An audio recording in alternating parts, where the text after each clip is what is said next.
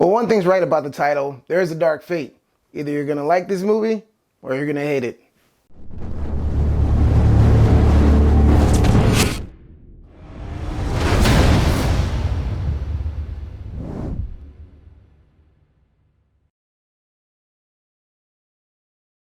Welcome back, Midnight Society. It's your boy, the Movie Nerd, here with the movie review for Terminator Dark Fate. Terminator Dark Fate stars, of course, Arnold Schwarzenegger, and it brings back Linda Hamilton, the very own Sarah Connor, and then I have to have my phone for the other people. We got Mackenzie Davis, Gabriel Luna, and Natalia Reyes. It's not that they're bad actors or I didn't remember them from the movie, I just didn't know their name. If you were confused by the trailer, this film takes place in the same timeline per se because it still has Sarah and John Connor, but in this case they've stopped Skynet, and the machines that come from the future to the past aren't Skynet at all. They're actually called Legion.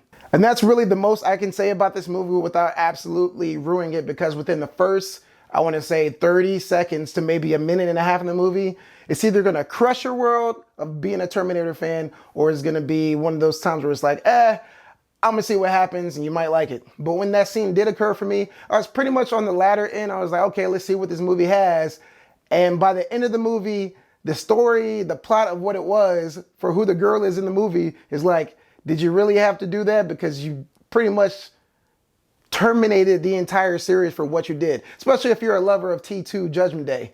And you hear me talk about intros all the time because I feel like intros to a film can make or break it. And sometimes it's not necessarily the case, but for the most part, for me, that's what it is. In this movie, they had a great intro. It hits you right there. And this movie's introduction is definitely one of those that's gonna literally set the tone for the rest of the movie for you.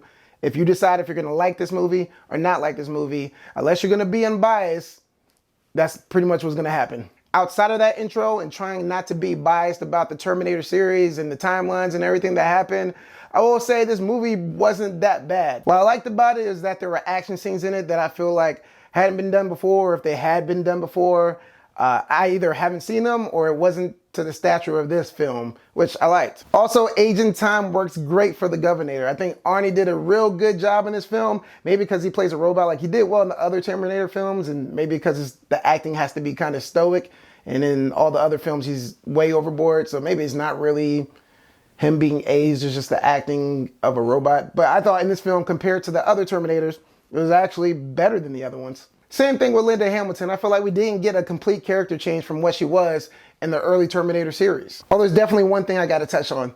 They did this de-aging with Linda Hamilton and, I'm not gonna lie, I forgot the young boy's name, but let's say Sarah and John Connor in the film, and it was impeccable. Like, my biggest gripe when I saw this was like, Gemini Man.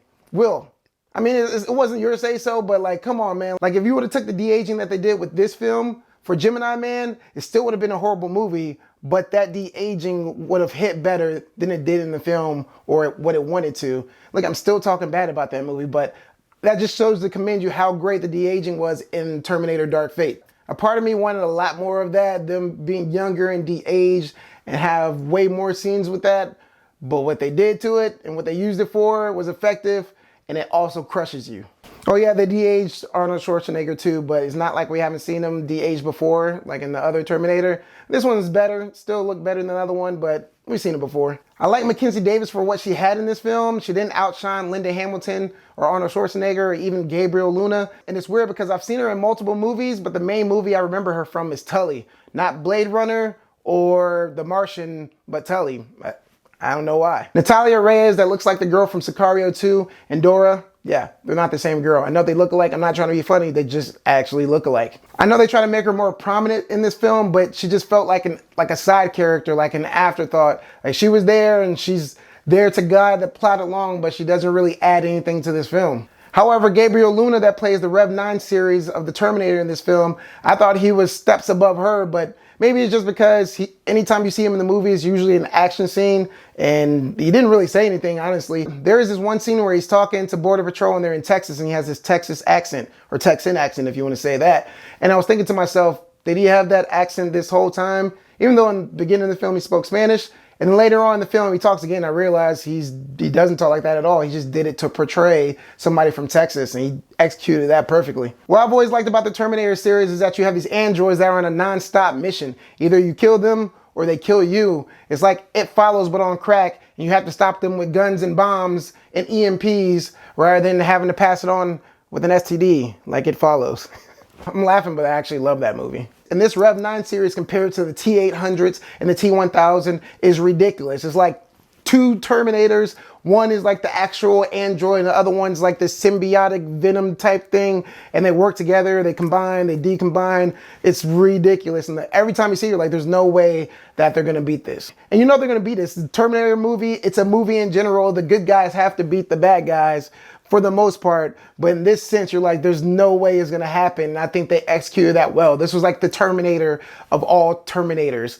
Speaking of the androids, not the movies, this is probably not my favorite Terminator at all. It sucks because I can't even really like skim over the plot or talk around the plot like I usually do because it'll mess it up for you. What I can say is that it's not too slow paced. I feel like the tempo is pretty good. The scenes with Linda Hamilton, Arnold Schwarzenegger, they shine as you know they would. The action scenes are done well. There's some comedy in it that actually hits. I mean, that's the most I can really say without messing up what this movie is about or what it is. And I'm gonna end the review right there, and then we could talk spoiler talk later if you want to talk about it. Rating this movie for what it was and not thinking about the previous movies, I will give it a 3.5 out of 5. And because of the action and the Dolby Cinema, I will say it's definitely worth watching in theaters. I did come up with an idea of how I'm gonna rate movies now. I was gonna do it for this one, but it's gonna take some time for me to kind of make sure it's fluent. Will be a 5-point system, so that's why I gave this one a 3.5 out of 5.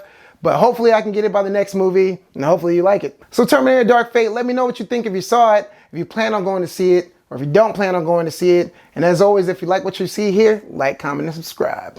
And as always, it's submitted for the approval of the Midnight Society. I'll be back.